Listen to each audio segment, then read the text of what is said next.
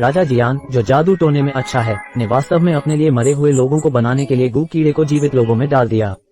गू कीड़े मानव शरीर में बड़ी संख्या में अंडे देने के बाद अंडे आंतरिक अंगों को चूसना जारी रखेंगे जीवित लोगों को पोषक तत्व प्रदान करने के लिए। जब तक जीवित लोग जीवित रहते हैं, ये सूख जाता है और मर जाता है, जिससे एक अत्यंत जहरीला प्यूपा बनाया जाता है, जिसे कब्र चोरों से बचाने के लिए राजा जियान की कब्र के प्रवेश द्वार पर लटका दिया जाता है। लाल धब्बा हटा दिया और अप्रत्याशित रूप से जहर क्रिस्टलिस तंत्र में टूट गया। जो पानी अभी शांत था वह अचानक अशांत होने लगा। बूढ़े हु को अचानक लगा कि कुछ गड़बड़ है, लेकिन वह केवल गोली को काट सकता था और आगे बढ़ता रहा, ये देखकर कि पानी का प्रवाह तेज होता जा रहा था। घबराहट में उसका सिर भी नियंत्रण खोने लगा। जड़ता की क्रिया के तहत भेड़ा अचानक पानी के एक टुकड़े से टकराया। ये स्पष्ट था कि भेड़ा अभी बाएं नदी चैनल में प्रवेश कर गया था, लेकिन अचानक ये घूम गया और दूसरे जल चैनल में प्रवेश कर गया, जैसे कि कोई प्रकार का बल था। अदृश्य शक्ति लाओ हु और अन्य दो लोगों को धीरे धीरे पॉइजन क्रिस्टलिस तंत्र के पास जाने के लिए निर्देशित कर रही थी। उन्होंने देखा कि भेड़ा तेज धारा से बह रहा था और अप्रत्याशित रूप से उसका सिर सीधे पानी में गिर गया। पानी ये सीधे पानी के नीचे के तंत्र से टकराया।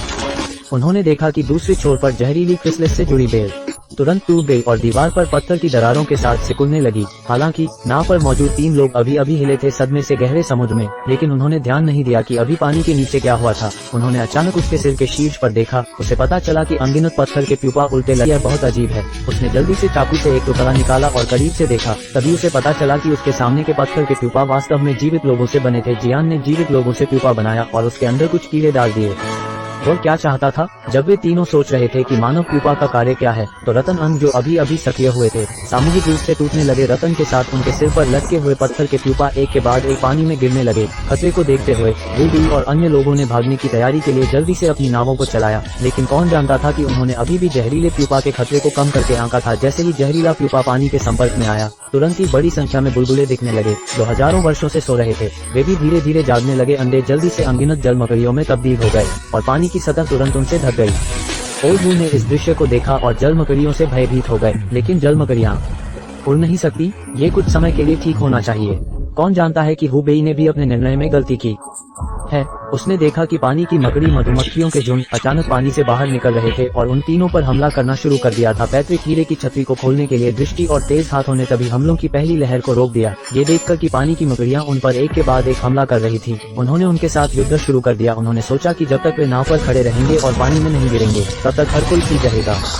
घबराहट में मोटा आदमी पानी की मकड़ी मधुमक्खियों से हिल गया, जो अचानक उछल पड़ी और लगभग पानी में गिर गई। सौभाग्य से हुबा ने तुरंत नजर डाली और मोटे आदमी को वापस खींच लिया, ये देखते हुए कि सामने का हमला अप्रभावी था। जलमकड़ी मधुमक्खियों ने सामूहिक रूप से उस भेड़े को ले लिया जिस पर वे तीनों सवार थे। भेड़ा के नीचे अधिक से अधिक जलमकड़ी ततैया देखी। भेड़ा वास्तव में डूबने के लक्षण दिखा रहा था और वह जल्दी से नाव चलाने में सक्षम नहीं था। ओल्ड हू ने सोचा कि वे बांस भेड़ा को डुबाने की कोशिश कर रहे थे, लेकिन कौन जानता था कि जल मकड़ी मधुमक्खियां वास्तव में इकट्ठा होने के बाद एक बवंडर का आकार बनाती हैं और बांस का भेड़ा लटक जाता है और लगातार हलचल करने लगता है। इसका उद्देश्य दावत के लिए पानी में 3 लोगों को हिलाना होता है। विधि ने अपेक्षा के अनुरूप काम किया। ये केवल समय की बात थी कि पानी की सतह पर 3 लोग जड़ता के कारण गिर गए, लेकिन यांग जुएली अंततः वहां नहीं पहुंच सके और पानी में गिर गए। अजीब बात ये थी कि यांग जुएली के पानी में गिरने के बाद पानी की मकड़ी ने उसे नोटिस नहीं किया और वास्तव में जल्दी से तैर गई। यांग जुएली ने ज्यादा सोचने की हिम्मत नहीं की और जल्दी से विपरीत दिशा में भाग गई। उसने अपना सिर घुमाया। पिरान्हा का एक समूह उसके पीछे तैर रहा था। उन्होंने सोचा कि वे आज इसे समझाएंगे, लेकिन अजीब बात ये थी कि उन्होंने यांग जुएली पर हमला नहीं किया, बल्कि सीधे नाव के तल पर जल मकड़ी ततैया को देखा। ये पता चला कि जल मकड़ी के ततैया मानव प्यूपा को खाते हैं और विकसित मांस और रक्त स्वाभाविक रूप से पिरान्हा के लिए सबसे अच्छा भोजन बन जाते हैं। थोड़ी देर के बाद पिरान्हा ने नाव के नीचे का पानी पूरी तरह से मिटा दिया और पानी की मकड़ियां लड़ रही थीं। यांग जुएली ने तुरंत पानी से बाहर तैरने का अवसर उठाया।